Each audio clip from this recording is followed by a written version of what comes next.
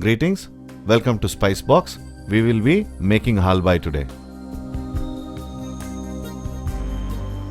Let us see what we require to make halbai. We will be requiring fried cashew nuts, ghee, elaichi powder, soaked rice, jaggery, coconut bits. We will have to take elaichi powder, soaked rice, jaggery and coconut bits, grind it and make a batter like this. We will now see the method of making this dish. We have to switch on the stove first. We will put in some water into the pan. Once the water comes to a boil, we will have to put jaggery into it first. We have already put in some jaggery into this paste, but we will have to put more jaggery into this water and make sure that it dissolves into it properly. We can use this whip to help us dissolve it.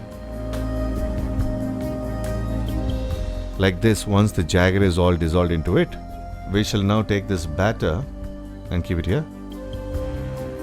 We'll take a ladle and put in the batter into this slowly while mixing it all the time. We should make sure that lumps don't happen. So we should be careful and stir it properly without making any lumps. Now mix it up thoroughly. We need to cook it really well like this, and we need to add a little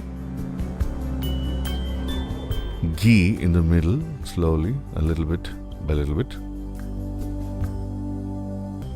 Mix it again. The main thing in this dish is that there should be absolutely no lumps. We should mix it properly.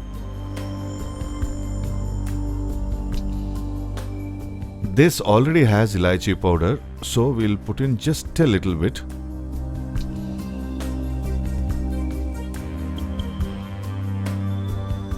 We'll just add some more ghee. We'll mix it all up nicely. Once this is cooked like this, we'll switch off the stove. Once we do that, we'll take a tray, put in some ghee and grease it.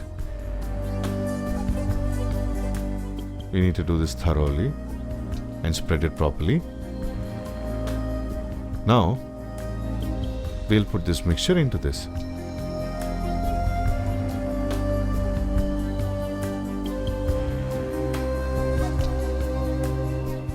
We'll just add a little more ghee on the surface like this.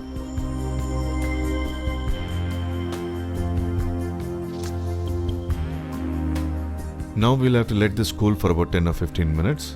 We can use cashew nuts as garnish, like this.